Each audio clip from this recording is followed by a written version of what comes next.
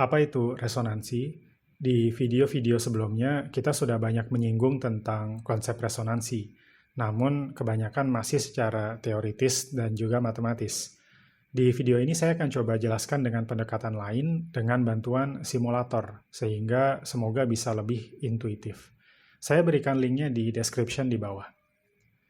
Kita coba lihat dulu simulatornya. Di simulator ini kita punya massa yang berwarna biru, dan di simulator ini disebut sebagai resonator ya, sistem resonator. Dan satu lagi adalah exciter, ini yang berwarna merah, dia yang memberikan gaya eksternal atau external excitation, eksitasi, dan eksitasinya dalam gerakan harmonik, sehingga disebut sebagai eksitasi harmonik. Ada banyak hal yang bisa kita set ya, kita rubah, seperti misalnya spring constant, lalu kemudian massanya, dan juga attenuation. Attenuation ini seperti nilai zeta kalau di simulator ini.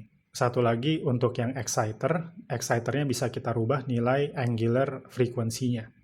Oke, kita coba jalankan terlebih dahulu simulatornya. Kita bisa tekan tombol start. Nah, lalu si exciter yang warna merah akan memberikan eksitasi harmonik, dan itu menyebabkan massa M atau sistem resonatornya mengalami osilasi. Di simulator ini sudah langsung dihitung ya beberapa hal, contohnya misalnya omega 0 di sini. Omega 0 ini maknanya adalah omega n atau frekuensi alamiah. Nah, sedangkan ini di sini yang juga penting adalah AE. AE ini adalah displacement dari exciter, sedangkan huruf A kapital biasa ini adalah displacement dari massanya. Nah, ini tercermin ya, bisa kita lihat dari grafik transmissibility di sini, transmissibility ratio atau displacement transmissibility. Baik, sebelum saya lebih lanjut ya, sebelum kita lebih lanjut memainkan simulator ini, saya coba bahas terlebih dahulu teorinya. Nah, jadi ini simulator ini, dia adalah model base excitation. Ada base. Nah, base ini memberikan eksitasi harmonik dan menyebabkan massa menjadi bergetar. Sudah pernah saya bahas penurunan rumusnya, dan bisa kita coba dapatkan rumus seperti ini, yaitu X kapital dibagi Y kapital sama dengan persamaan ini. Ini maknanya adalah displacement dari massa per displacement dari base, atau ini adalah outputnya ya dibagi dengan inputnya, atau kalau di dalam simulator ini adalah A kapital, sedangkan Y ini adalah A E. Nah, bisa kita nyatakan dengan rumus tersebut. Nah, resonansi terjadi ketika R yang merupakan adalah omega dibagi dengan omega n itu mendekati nilai 1, atau omeganya mendekati nilai omega n. Nah, apa yang terjadi kalau seperti itu secara matematis?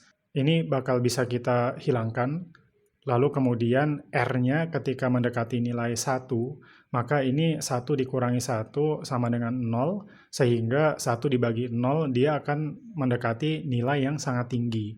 Jadi X dibagi Y akan mendekati nilai yang sangat tinggi. Ini adalah kondisi resonansi secara matematis. Nah, baik, kita coba perhatikan. Jadi grafiknya, ini karena adalah kondisi base excitation, kita menyebutnya sebagai displacement transmissibility. Grafiknya kira-kira seperti ini. Dan beberapa grafik yang kita lihat di sini, ini adalah dengan nilai zeta yang berbeda. Semakin besar nilai zetanya, maka puncak dari resonansinya bakal semakin turun ke bawah. Oke, sekarang kita coba kembali ke simulator. Kita coba pause ya, kita reset. Kita coba mainkan beberapa nilai yang lain. Nah, ini sudah dihitung di sini bahwa omega n-nya adalah 3,16 radian per second. Nah, sekarang yang kita masukkan di sini adalah nilai 1 ya, 1 radian per second untuk frekuensi dari exciter. Oleh karena itu, omega dibagi omega n-nya, dia berada jauh di bawah 1. Ini kira-kira di titik ini. Dengan rasio jauh di bawah 1, maka hasilnya adalah hasil A-nya atau displacement untuk massanya dia 2,22. Ini hampir tidak berbeda dari displacement awalnya yaitu 2 cm. Nah, tapi kalau kita coba naikkan, ini sekarang angular frequency-nya saya coba mulai dekatkan ke nilai 3,16 ya. Misalnya 2,9. Kemudian saya coba klik start ya. Maka kemudian ini titik birunya akan semakin ke kanan, mendekati omega 0 sama dengan 1. Mendekati R sama dengan 1 ya. Ingat ini sumbu horizontalnya adalah R. Nah, maka ini titik birunya semakin ke atas di sini. Dan ini tercermin dari panah warna biru ini. Atau nilai A-nya ya, displacement untuk massanya. Dia 11,8 cm. Ini sudah lebih dari 5 kali lipat dari displacement exciter-nya. Maka ini bisa kita coba pahami 2 cm displacement dari exciter, nah itu tertransmisikan ke massa 5 kali lipat lebih. Gitu. Nah, dan puncaknya adalah, ini saya coba reset, puncaknya adalah kalau seandainya angular frequency-nya kita samakan persis dengan natural frequency-nya 3,16. Maka ini panahnya akan semakin besar, nilai A-nya menjadi 31,6, sangat-sangat besar. Ini lebih dari 15 kali lipat. Ini kebetulan ada nilai zeta-nya yaitu 0,2 secara teoritis. Kalau seandainya zeta-nya 0, maka ini akan mencapai nilai tak hingga. Dan hal tersebut tidak kita inginkan, karena kalau kita bicara mesin, maka itu akan merusak mesin, dan seterusnya. Oke, saya coba pause terlebih dahulu. Nah, di sini mungkin akan ada yang berpikir ya, bukankah kalau seandainya angular frequency atau omega dari exciter kita coba naikkan lebih besar lagi, bukankah seharusnya osilasinya akan semakin besar juga? Nah, tetapi ternyata tidak demikian. Ini secara matematis juga terlihat dari grafik ya, dan ini kita coba buktikan dengan simulator. Saya coba buat besar misalnya 10. Nah, ini saya coba reset. Ini saya coba jadikan nilainya 10, saya start. Maka kita bisa lihat bahwa titik birunya dia akan semakin ke kanan, justru lebih kecil dari 1 transmissibility-nya. Dengan kata lain, displacement exciter 2 cm, nah displacement massanya malah lebih kecil dari 2 cm, yaitu lebih kecil dari 1, dibuat lebih kecil dari displacement exciter-nya. Nah, bisa kita lihat di sini animasinya bahwa si merah dia memberikan eksitasi seperti ini, tetapi kemudian si massa birunya hampir tidak bergerak relatif dibandingkan dengan exciter-nya. Nah, mengapa seperti itu? Kita coba bahas secara intuitif. Saya coba tampilkan di sini ayunan. Nah, ini merupakan salah satu penjelasan yang mudah menurut saya. Saya coba pause terlebih dahulu. Walaupun ayunan ini dia model osilasinya adalah pendulum, beda dengan spring and mass system, tetapi prinsip resonansinya sama saja.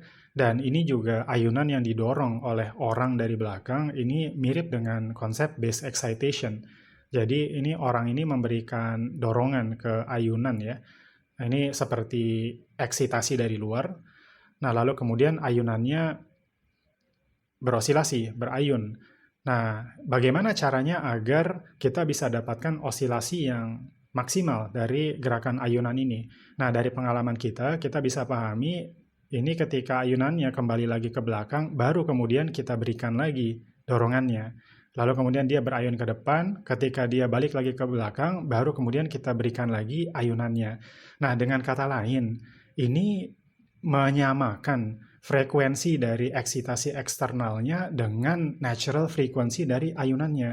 Nah, oleh karena itu, semoga intuisi dari resonansi bisa tergambar dengan lebih jelas dengan ilustrasi ayunan ini. Kalau seandainya kita coba berikan dorongannya, ini eksitasi dorongan kepada ayunan di belakang itu melebihi frekuensi natural, nah maka itu seperti kita mendorong ayunan tetapi ayunannya belum balik ke belakang. Jadi memberikan dorongan lebih banyak tetapi ayunannya masih mengayun di tengah gitu ya, belum balik ke belakang. Nah, itu sama saja bohong ya. Jadi maksudnya tidak memberikan dampak apa-apa. Justru malah kalau kita coba lihat secara teoritis di sini malah membuat osilasinya menjadi semakin kecil.